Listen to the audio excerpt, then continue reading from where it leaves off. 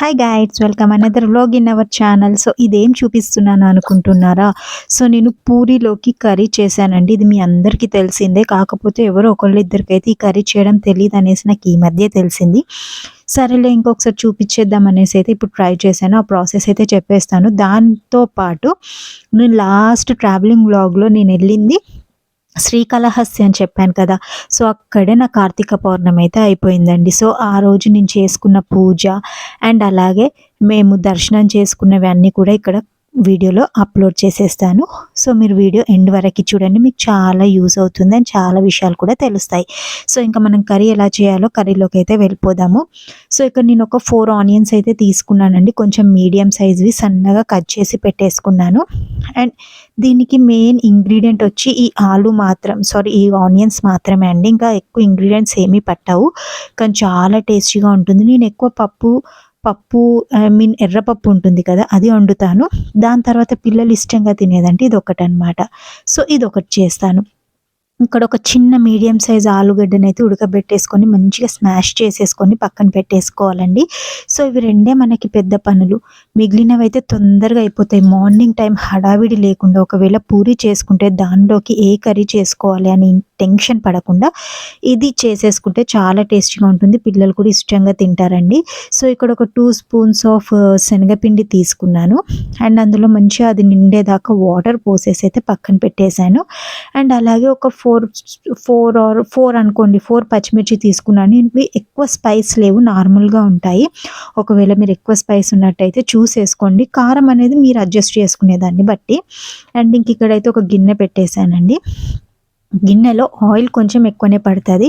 అంటే ఇప్పుడు మనము ఒక చిన్న 4-5 స్పూన్స్ ఆయిల్ వేసే దగ్గర ఒక 2 స్పూన్స్ ఆయిల్ ఎక్కువ వేసేసుకోండి. అండ్ అందులో ఆవాలు, జీలకర్ర, మినపప్పు, శనగపప్పు ఇవి వేసి ఇవి మంచిగా ఇదంతా లో ఫ్లేమ్లోనే చేయాలండి. అంటే కొంచెం మీడియం ఫ్లేమ్లో, మరీ లోలో చేయొద్దు, మీడియం ఫ్లేమ్లో చేస్తే మనకి టేస్టీగా వస్తుంది.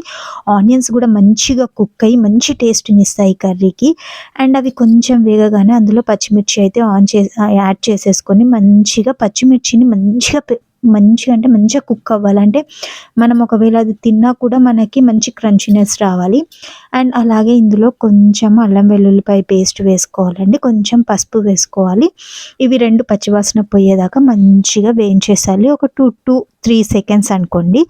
సో అలా వేయించేసుకున్నాం అనుకోండి, పచ్చివాసన పోయి మనకి కర్రీ మంచి స్మెల్ వచ్చేస్తూ ఉంటుంది. ఇప్పుడు ఇందులో మనం ఆల్రెడీ కట్ చేసి పెట్టుకున్న ఆనియన్స్ ఉన్నాయి కదా, సో ఈ ఆనియన్స్ వేసుకోవాలి. ఇప్పుడు నేను చెప్పిన క్వాంటిటీలో మీరు కర్రీ చేసుకుంటే మీకు ఈజీగా ఒక 6-7 మెంబర్స్ వరకు అయితే కర్రీ సరిపోతుందండి. ఏంటి ఇంత తక్కువ అంతమందికి సరిపోతుందంటే ఆబ్వియస్లీ సరిపోతుంది. ఒకసారి మీరు ట్రై చేసి చూడండి. చిన్న చిన్న టిప్స్ అయితే నేను క్లియర్గా చెప్తూ ఉంటాను.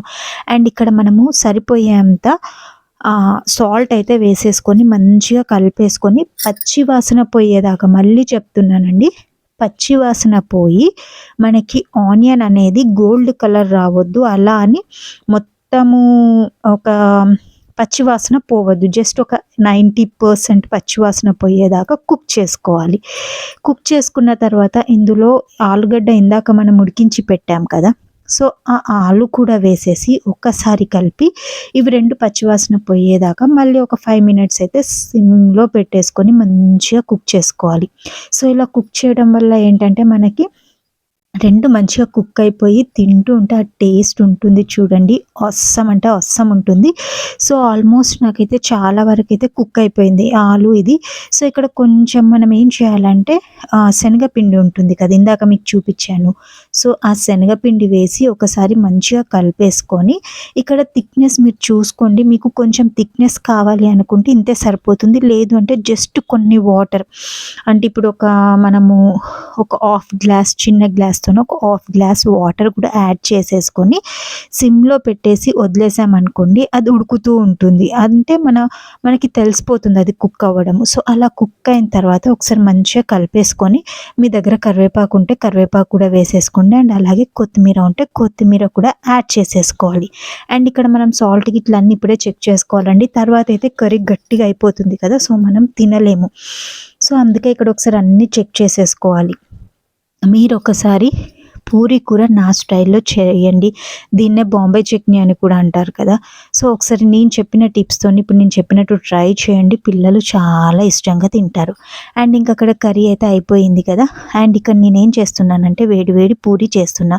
సో, పూరి ఎలా చేయాలి ఏంటి అనేది నేను ఒక మన వీడియోస్‌లో ఫుల్ వీడియోనే ఉందండి. చాలా బాగా పొంగుతూ ఫ్లఫీగా ఉంటుంది చాలా సేపటి వరకి.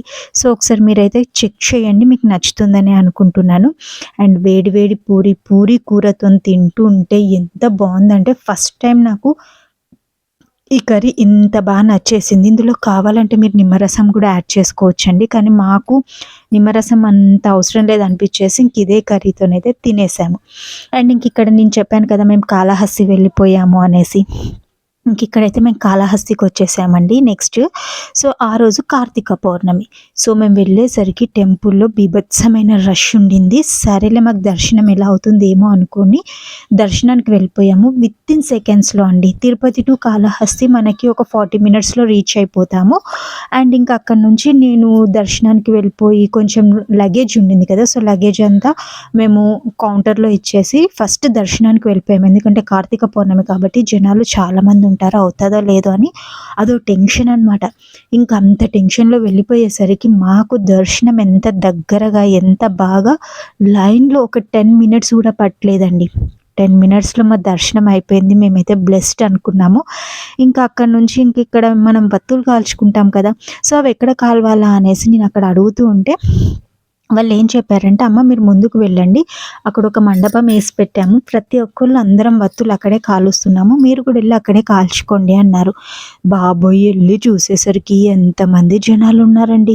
అసలు నేను ఇవాళ వత్తులు కాలుస్తానా లేదా అని పిచ్చి పిచ్చి టెన్షన్‌గా ఉండింది. సరేలే చూద్దాం ఒక 5 మినిట్స్ ఆగి అనేసి ఒక 5 మినిట్స్ ఆగగానే అక్కడ క్లీన్ చేసేవాళ్ళు ఉంటారు కదా! వాళ్ళొచ్చి "మేడం అక్కడ క్లీన్ చేశాను. మీరెళ్లి అక్కడ దీపం పెట్టుకోవచ్చు. ప్రాబ్లమ్ ఏం లేదు. అక్కడ దీపం పెట్టుకొని అక్కడ శివుడు, పార్వతి ఉన్నారు. అక్కడ దర్శనం చేసేసుకోండి" అన్నారు. అబ్బా! అనిపించిందండి. నేను బ్లెస్డ్ అనుకున్నాను. ఇంకా అక్కడికెళ్ళి కొన్ని వాటర్ చల్లేసి, కొంచెం పువ్వులేసి, అందులో పసుపు, కుంకుమ అన్నీ వేసేసి, నేను మా ఆయన కలిసి ఇద్దరం వత్తులైతే కాల్చేసుకున్నామండి. ఇంకా వత్తులు కాల్చుకొని ఇదంతా అయిపోయి దర్శనాలు చేసుకొని, చిన్న చిన్న మొక్కులు, చిన్న చిన్న గుళ్ళన్నీ చూసేసుకొని, కొంచెం సేపు రిలాక్స్‌డ్‌గా కూర్చున్నాము.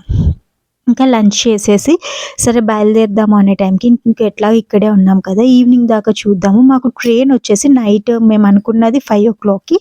సో, అది కాస్త లేట్ అయిపోయింది. 8:00కి ట్రైన్ ఉండింది. సరే ఇంకా 5 అంటున్నారు కదా! ఆల్మోస్ట్ ఇప్పుడు 3:30 అయిపోయింది. ఇంకా 2 అవర్స్ ఉండేసి ఇక్కడే దర్శనం చేసేసుకొని మళ్ళీ ఒకసారి వెళ్దాము అని మళ్ళీ వెళ్ళి దర్శనం చేసేసుకొని అండ్ ఇంకా బయటికొచ్చేసరికి వ్యూ చూడండి మొత్తం గుడిని అలంకరించేశారు. ఇంకొకటేంటంటే ఇక్కడ నాట్య నివేదన నడుస్తదటండి. సో, పిల్లలైతే భలేగా శివుడిలాగా, పార్వతిలాగా వేషాలేసుకొని వచ్చి భలే భలే డాన్స్‌లయితే చేస్తున్నారు. సో, ఇంకా మా కార్తీక పౌర్ణమి అయితే ఇక్కడ ఇలా అనుకోకుండా అసలు నేను ఎక్స్‌పెక్ట్ చేయలేదు. యాక్చువల్‌గా మేము ఈ టైంకి వేరే ఒక ప్లేస్‌లో ఉండాల్సింది.